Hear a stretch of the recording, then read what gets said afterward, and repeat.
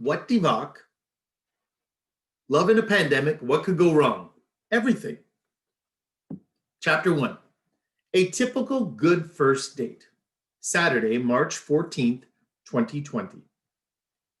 In a picturesque corner of old Montreal, late on a Saturday evening with a slight sprinkle of snow, Kate strolls out of a tiny little Italian restaurant as Jake holds the door open for her during a warm mid-March evening. They sneak tiny glances and awkward little smiles at one another. Jake is about to attempt to hold her hand, but thinks twice, not wanting to be too forward and potentially ruin the positive energy, scratch that, the electric energy consuming this first date. Even without a single touch, not an accidental stroke of a shoulder or a slight brush up against one another, all the chemistry signs point to a special, authentic, and dare we say, magical first impression. This has been the best first date for both of them in a very long time, maybe ever. A small cab with the word bonjour written on the side, symbolizing Montreal's French-Canadian beauty and unique place in North America, pulls up. Kate steps into the cab, and before Jake can even think of a goodnight kiss, she's about to be whisked away. But that's cool, Jake says. I'll call you. He needed to say something, and Kate, without reservation, had liked that. The cab drives away as he watches it turn the corner. This was again a great first date. Jake struts down the sidewalk towards his place as if he owns the joint. Of course, he trips over his own feet for a second and tries to recover without anyone noticing his inherent clumsiness. His phone suddenly rings and he sees the word Dad, Mac, lighting it up.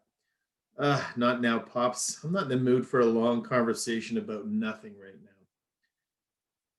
He pushes the big red button, enabling his father to only leave a message. He ducks into a fast food joint as he needs to visit the little boy's room. In the men's room, he walks straight to the urinal on the far right-hand side as 6 more urinals line the wall to his left. After he begins to take the pressure off, he hasn't peed for 3 hours, another guy walks in and stands right beside him. Jake has an annoyed face and murmurs to himself, "How do you not know the rules, buddy?"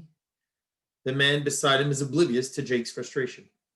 How does he not know the unspoken universal bathroom rule?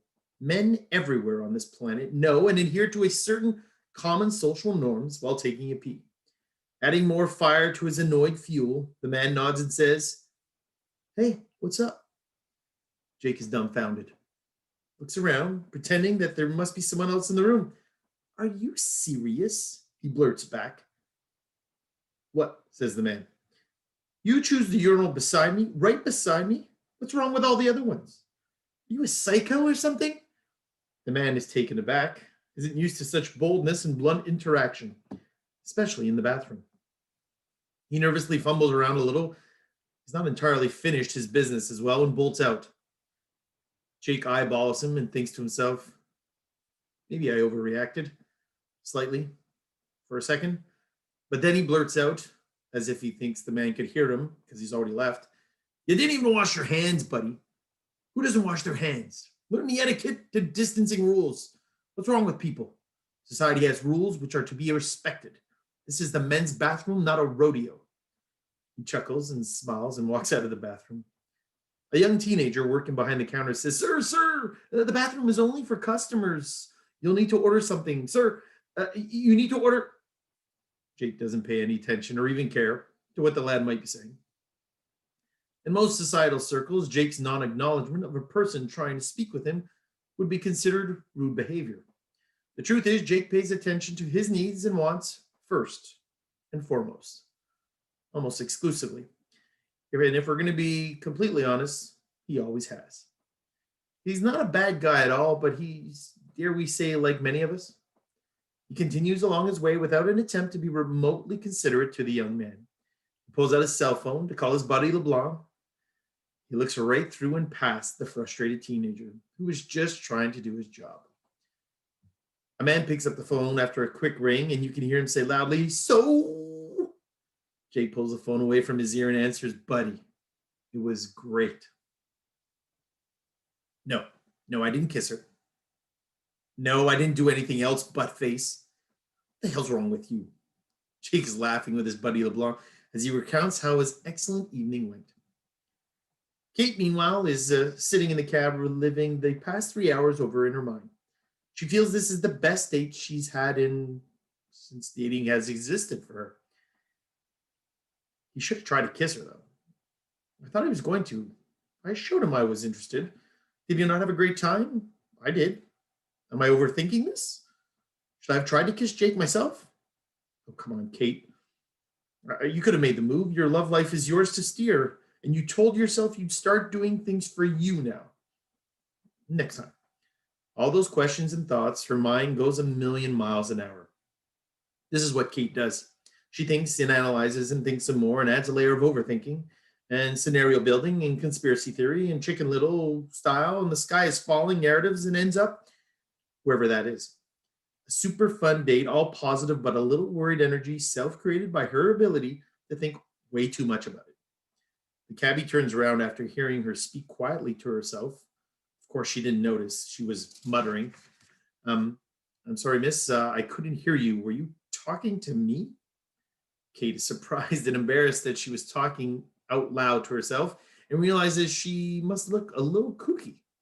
She quickly snaps back. Oh, yes, yes, please, could you turn on the radio? The cabbie nods and snickers under his breath. Oh, yeah, the radio. That's some wacky inner lady monologue. Guess he'd heard more than he let on. And this is where our story takes an immediate left turn. We are the spring of 2020. None of us in this generation has ever come across what all of us are about to now experience. Jake has been on the phone with his best buddy LeBlanc the entire walk back to his apartment, and as he finishes up the conversation, he gets this news alert pop up on his phone. He needs to figure out how to stop those news apps popping up.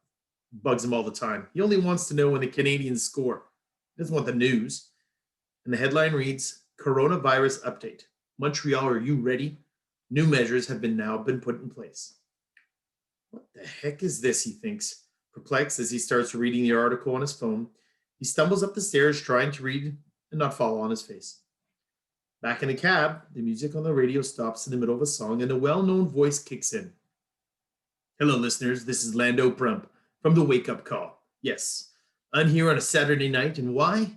We need to talk about these special measures put in place by our government. Lando usually does his patented sarcastic cough when he wants to swear instead. He is a jerk with a microphone, but his morning weekly show has a significant local following.